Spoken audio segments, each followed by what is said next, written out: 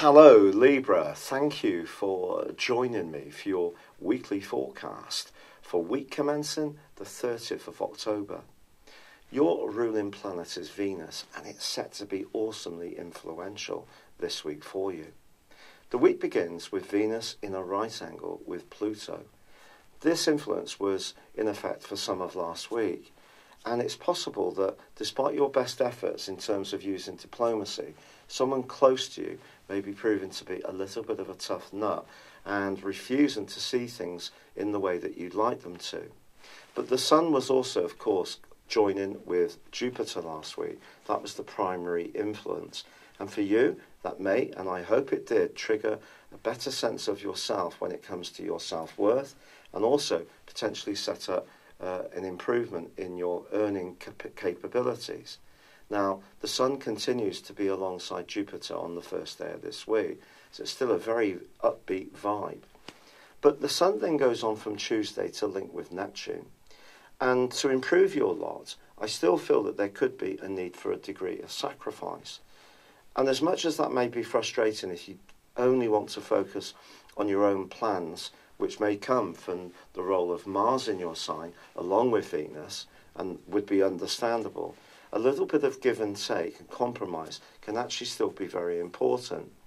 In fact, if you see your time, your skills, and as well as your perhaps generosity as something you can share with others who perhaps are a good cause or needy in some way, there can be an uptake in your own sense of worth from this. So it's good to give, and you will get something from this. But that Jupiter influence is not going to fade away for you. It's going to be with you for the next year, and that's going to bring lots of potential to you. And this week, it continues to forge a brilliant angle to Mars. Now, Mars in your sign gives you a real hustle-bustle dynamism. It is in detriment in your sign, which means it's not quite as strong as it could be here. But it's also about a thrust. It's also about punching through any obstacles. And its angle with Jupiter suggests that if you still concentrate to a degree on your own needs, again, some kind of reward can come your way. It's all about balance and proportion.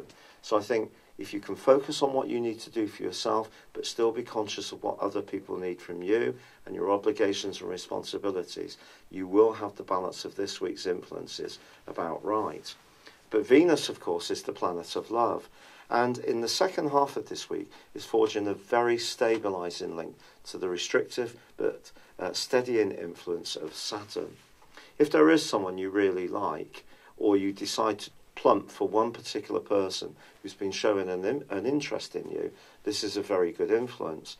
Ironically, pretty well the opposite influence takes place with Venus opposite Uranus, which is all about sparking you up and making you open to different and new experiences, and could, in some situations, if a relationship is not working quite so well, see you wanting to mark out your need for independence, go out with your friends, follow your own personal interests, which actually, ironically, could re-stimulate your relationship.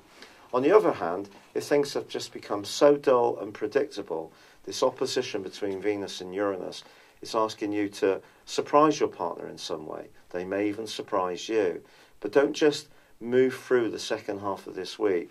Use these energies to percolate some new beginnings or a sense of excitement, because that is going to be important. There is a full moon on Saturday, and this is really asking you to think very carefully about your resources. Now, it's a rare Libra that doesn't like the goodies of life and to splash out occasionally. And we've already seen that Jupiter can be very good for you over the next year.